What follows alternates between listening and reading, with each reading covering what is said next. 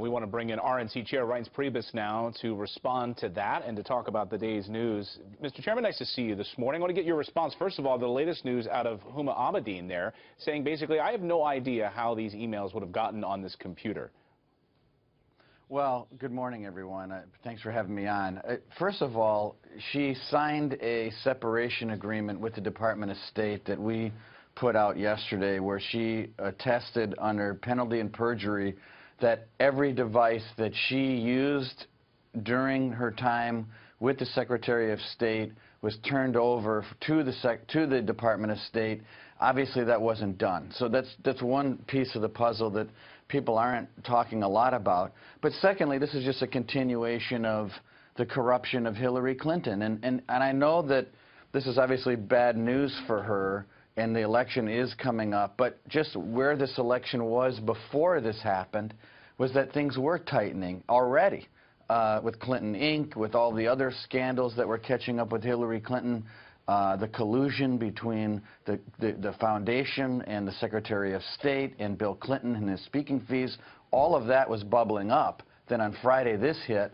Look, she's corrupt, and the fruits of her work are finding her out. Yeah, well, the Democrats are up in arms about this, as you've been listening to over the past few days, saying, you know, James Comey, you can't just come out and give us basically no information here. Just 11 days before this election, they're saying that he needs to be prosecuted, saying give Clinton a pass. So interesting, though, you rewind just a few months ago, they were having a love affair with James Comey. Yeah, we were just, before this interview, I was just looking over all of the public statements made by Hillary Clinton and her campaign, top Democrat surrogates about James Comey. Look, I believe she should have been charged 3 months ago. So my opinion on this whole thing hasn't changed. She should have been charged 3 months ago. The director laid out a prima facie case for gross negligence under the statute. He laid it out. They didn't charge her. Loretta Lynch sat in the tarmac for 39 minutes with Bill Clinton before that. Here's the issue, though, for James Comey.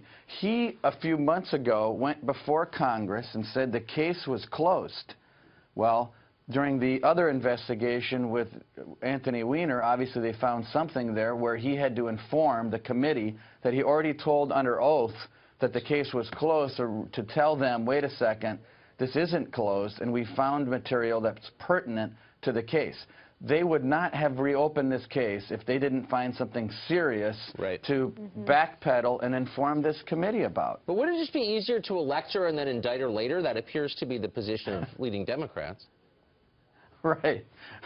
Maybe that's what they think. But, you know, under the statute, and I understand that constitutional lawyers argue about this, but just if you just look at the language of the statute, I don't know if you've looked at it, but it actually says that if you violated this statute, either intentionally or through gross negligence, one of the penalties is you're not eligible to hold public office. That's what the statute says. Now, you can argue the Constitution can't, you know, we can't lay different burdens on, but the actual statute says if you give away state secrets and you act recklessly or through gross negligence, you cannot even hold federal office.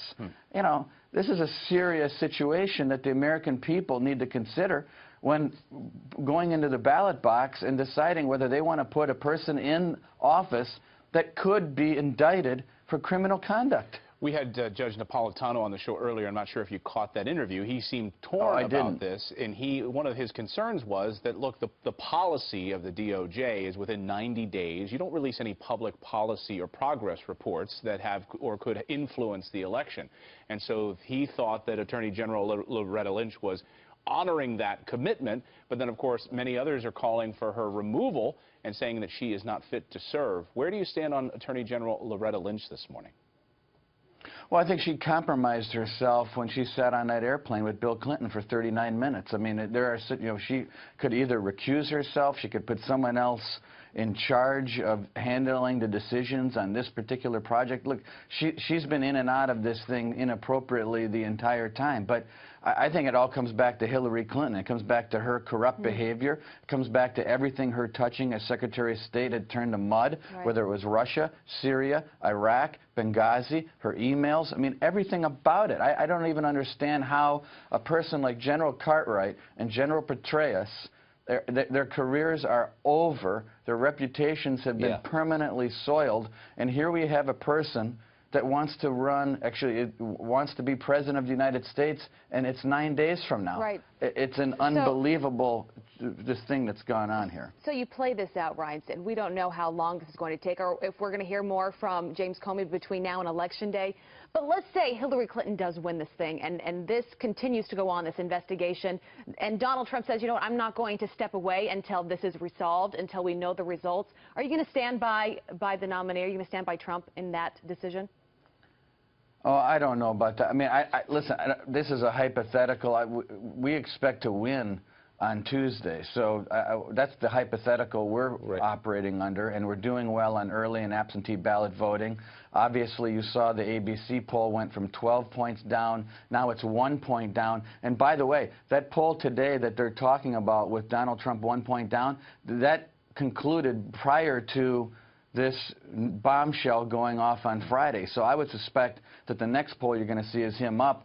I think that this sort of came to roost at a time when the American people needed to be reminded of the corruption of Hillary Clinton. And for Republicans, I'll just speak to them right now, this is another reminder as far as what the choice is here in this election. I think for those reluctant Republicans, this is exactly what they needed to see, to be reminded of what Hillary Clinton is all about and what you're going to get with a Hillary Clinton presidency. So you got to think if those polls moved like 10 points in Trump's favor in a week before this latest bombshell, maybe Obamacare played a role. The fact that the president's signature policy initiative is like blowing up right in front of us.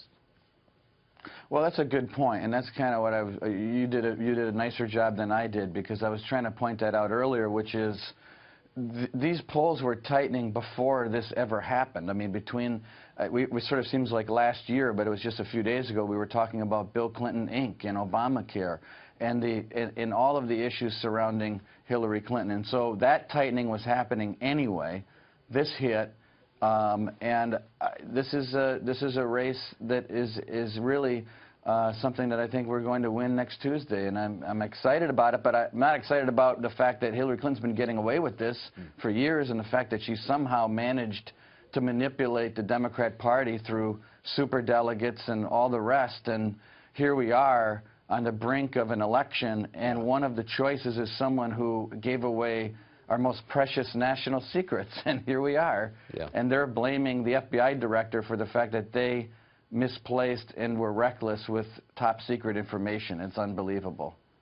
Ryan Priebus, chairman of the Republican National Committee, joining us live this morning. Thanks a lot. Thanks for being here. Mr. Chairman.